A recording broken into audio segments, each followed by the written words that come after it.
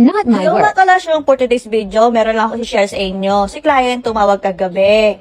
Baka daw pwede magpa-remove ng eyelash extension. Kasi daw po, nagkaroon na raw po ng kuliti ang kanyang mata at namamaga na ang kanyang eyelid, tsaka sa baba rin ng kanyang mata, namamaga na rin. Kitang-kita naman sa video, di ba? Nagluluha na siya, wala pa akong ginagawa. Ayan, di ba? Kitang-kita naman na namamaga siya. Tinanong ko siya kung sa akin ba galing. Sabi niya, hindi po, ma'am. Ayan, nilagyan ko na siya ng removal dyan. Sabi ko, ma'am, konting tiis lang ha. Habang nilalagyan ko siya ng removal, umaaray-aray siya. Sabi ko, ma'am, wag ka namang ganyan. Ninenervyos ako. Relax lang, ma'am. Konting tiis lang at makakaginhawa ka na din. Ang ganda pa naman ng pagkakagawa. Ewan ko bakit nagkaroon ng gantong senaryo. Ayan, babad lang po muna natin dyan. Siguro naka 20 minutes ata ako, 10 minutes akong babad dyan. Anyway, yung mga pusa ko makukulit, diba? Ayun. Ayan, tinatanggal ko na siya isa-isa. Kitang-kita nyo naman na soft lang yung pagkakatanggal ko. Pero bakit ganun? Umaaray si client. Lalo doon sa part ng outer yung may kuliti. Umaaray siya dyan. Sabi ko, ma'am, relax lang. Kasi ninenervyos ako. Nanginginig yung kamay ko. Oh my God.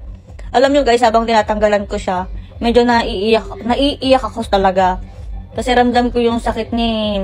Sabi ko, ma'am, konting tiis lang matatanggal na to. So, ayun na nga, konting-konti na siya. Konting-konti na lang matatanggal na. My God, pasensya na sa voice over ko. Alam niyo naman, hindi ako magaling mag-voice over. Ayan. Kahit pa paano, na-save ko pa rin yung natural lashes niya. Dito sa part na to, mabilis ko lang siya natanggal kasi okay naman siya dito. Diba? Kita niyo naman, soft lang yung pagkakatanggal. Maganda kasi gamit ko na removal dyan. Ayun, 'di ba? Ang ganda pa rin ng lashes niya, walang ano. Ito binalikan ko to kasi nga sa part na may kuliti, ayaw pang matanggal yung extension niya. Umaaray talaga siya diyan. Sabi ko, ma'am, konting tiis na lang, isa na lang, lumalaban pa eh.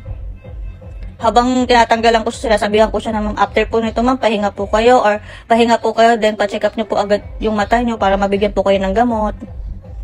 Alam niyo guys, yung time na yan, nag-aalas 12 na ng madaling araw. Ayan, panoorin niyo lang po muna.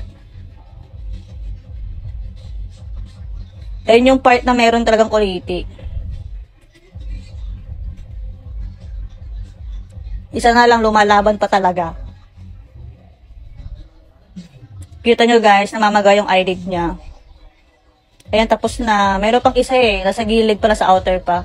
Tinatanggalan ko muna ng sobrang cream para ready to linis na.